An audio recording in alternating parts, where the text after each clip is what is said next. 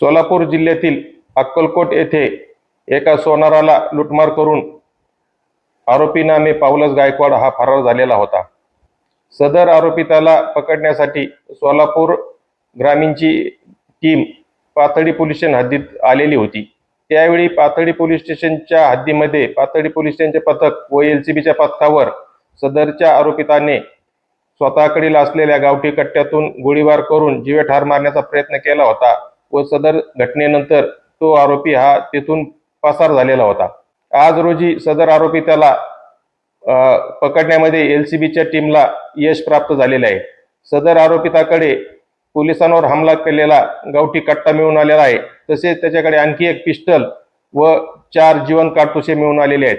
त्या अनुषंगाने Pathardi police station येथे गुन्हा दाखल करण्यात आलेला असून सदर आरोपिताला पुढील कारवाई कामी पाथर्डी पोलीस स्टेशन येथे दाखल करण्यात आलेला आहे।